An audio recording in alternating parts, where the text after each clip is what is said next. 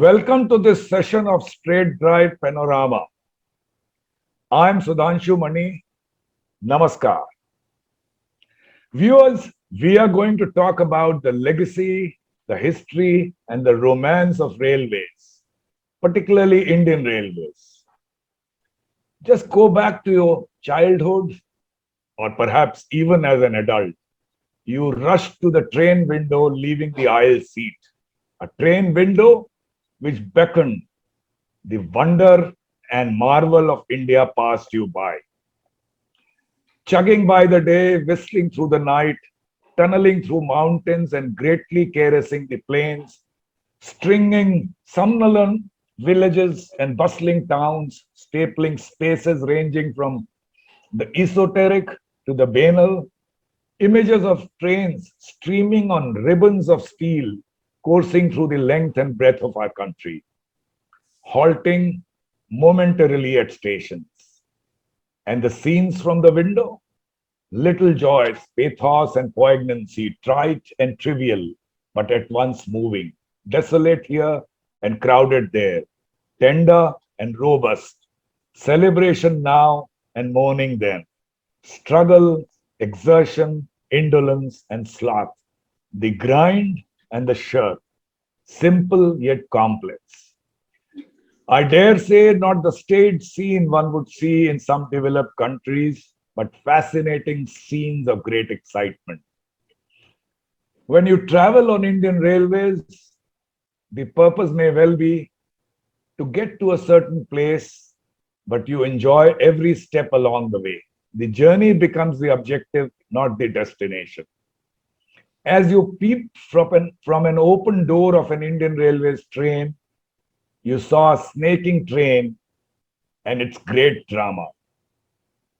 And then the train platform, a great leveler, as the richest and the poorest stand next to each other on a platform. As a railman, you can see I am lyrical about my ex-employer, in fact, my employer for life, but it seems it is not limited to railmen alone. Poets have composed poems and have painted about rail extensively. As one poet has said, these four lines for you, डालती बेहिस चट्टानों पे हकारत की नजर, कोह पर हंसती फलक को आंख दिखलाती हुई, दामने तारीक ये शब की उड़ाती धज्जियां, खसरे जुल्मत पर मुसलसल तीर बरसाती हुई. The description of a train speeding through a dark night. And then there are a whole lot of rail enthusiasts, rail fans.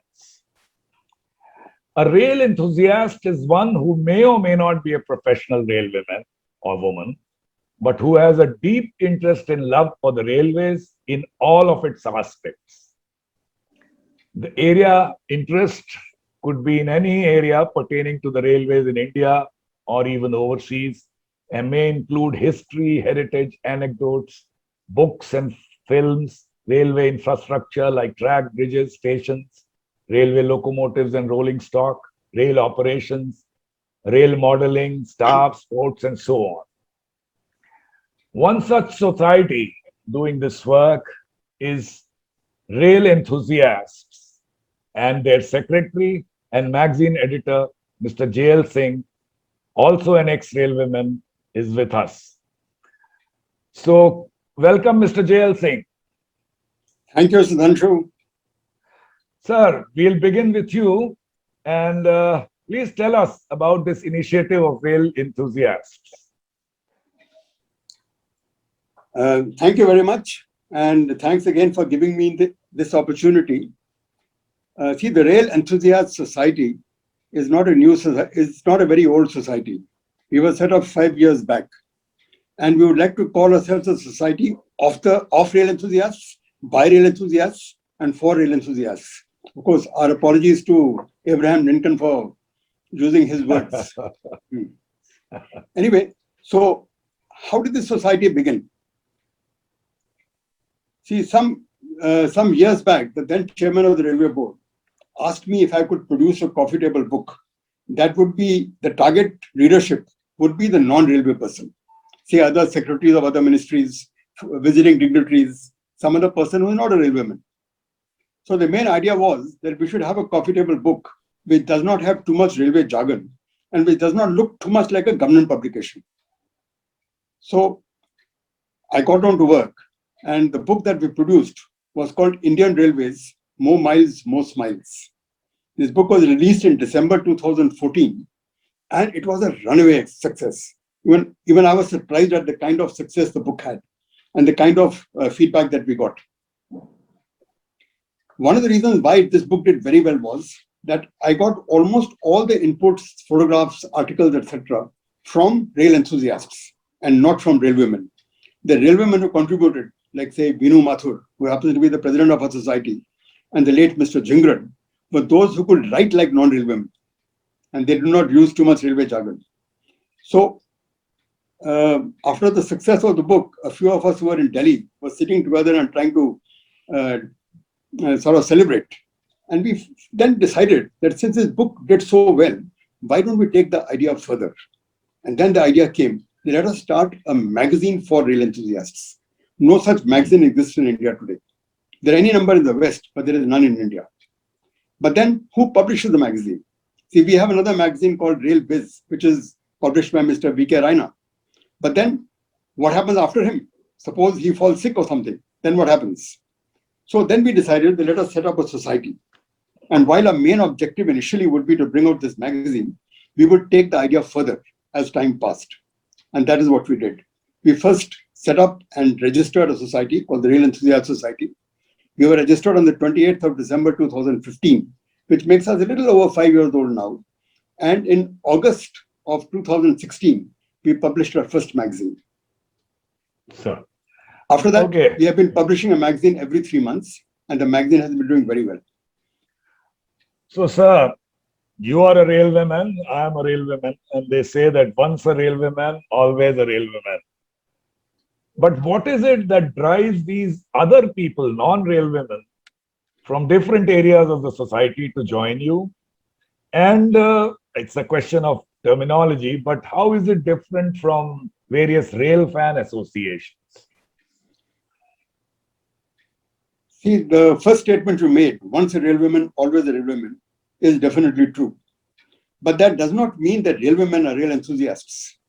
By and large, what I have found is that while railwaymen are passionate about their work, they are passionate about the job, and they are passionate about the railways, they are not rail enthusiasts.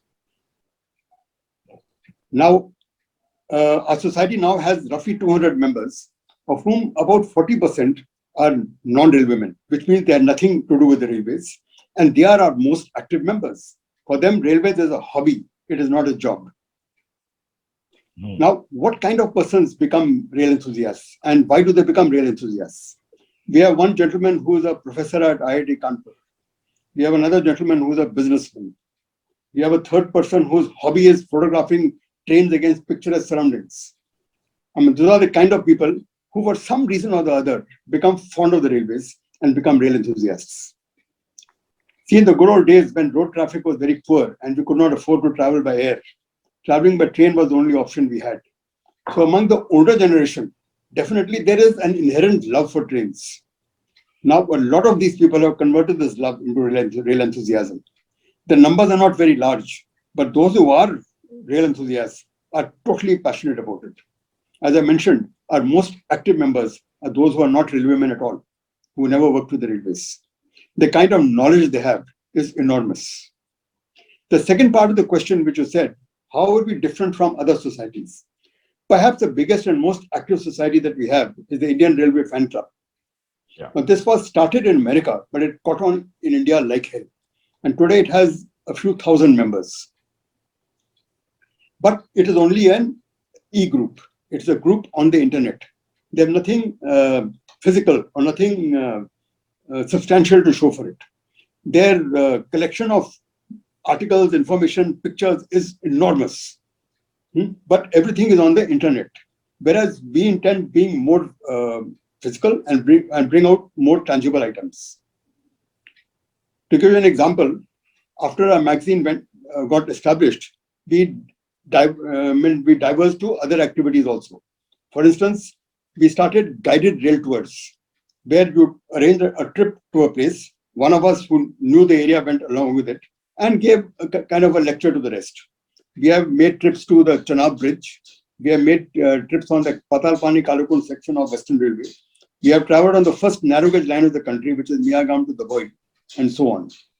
We organize visits to railway sites like Kharagpur Workshop, like the DMRC maintenance depot in Delhi. I mean, these are eye-openers, the kind of maintenance depots they have. We began involving students, school students in quizzes and debates. We even organized a program for training volunteers from schools to act as guides at the National Rail Museum. Unfortunately, we could never test them because the pandemic came and we couldn't do it. Otherwise, but we finished the training program. Recently, we have had a global conference where we had speakers and participants from all over the world. We intend making this an annual event. We have started monthly talks by and for rail enthusiasts. And I think our latest activity has been the publishing of books. We intend to publish 2 or 3 books every year. The first book has been published only this month. It is a book called Black Beauties, The Surviving Steam Locomotives of India. It is a book by one of our members, J.L.Singh, who has taken 16 years to actually photograph all the existing steam locos in India today. Wow. Most of them he photographed himself, and the rest he got from other people who could help him out. The book has 303 steam locomotives documented in pictures.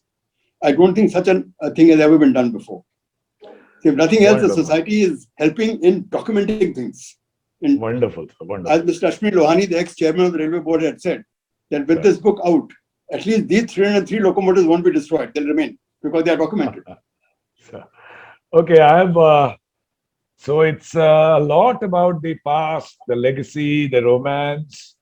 But as you know, Indian Railways has been left far behind as far as modern technology is concerned. And when I say far behind, I speak with responsibility compared to even some other Asian countries. So is it also a society which would be willing to act as a think tank for progress of railways in India? We would not like to get into this field. See, after all, there have been enough commissions and enough groups that have been set up to think for the railways and give suggestions. So we would not like to do the job that the railways should be doing themselves. But we are offering our services not as advisors, but to help the railways in anything that they would like to do. For instance, like you want to improve the rail museum. We don't plan to give advice, but we will actually go there and as volunteers do what requires to be done. Similarly, if anything is required at some other place where we actually help and not only give advice, we would like to do that. And that is the kind of thing that we are planning to do. Great, sir. So, of course, when and if Indian Railways do take a step towards a concrete step towards modernization, I'm sure your rail enthusiasts will give it a thumbs up. Briefly, sir, what are the incoming years, if I can ask you, what would be the programs of your society, apart from what you already described and about the magazine and other activities? As time passes, we would certainly like to keep adding to our activities. I mean, in the last 5 years, we've been adding about 1 or 2 activities each year, and we hope that we will continue to do that. That is one. Number two, we would certainly like to help the railways in a concrete manner. For instance, let us take the livery of trains. Sure. Now, we have enough people among us who are quite prepared to, to design the livery and so on. So rather than going to organizations that will charge you through your nose, rail enthusiasts will do it on a voluntary basis. That is the kind of activity we are looking at, where we act as volunteers. See, one of the reasons for success of rail enthusiasm in countries like UK is that a very large number of enthusiasts volunteer their services and actually even run trains. That is what they are doing. And unless such volunteers don't come up in India, we probably will not make much progress. Sir, so thanks a lot for talking to us. A parting message, perhaps, for would-be rail enthusiasts, sir? There are so many of them when I see certain rail videos which run into lakhs. So I'm sure there is a lot of interest in railways, past and present. Perhaps a one-line message for them, sir? We have to involve the younger generation. See, the bulk of our enthusiasts today are people who are a little bit older. We have very few members who are in the 30s and 40s. We would like the message of rail enthusiasm to go to them. See, they are the airlines and the automobile generation. We have to create an interest in the railways with them. That is what I would like to do. Thanks a lot, sir, for talking to us. And I hope some of our viewers would also join your society and further the cause of rail enthusiasm as such. Viewers, that's all for today.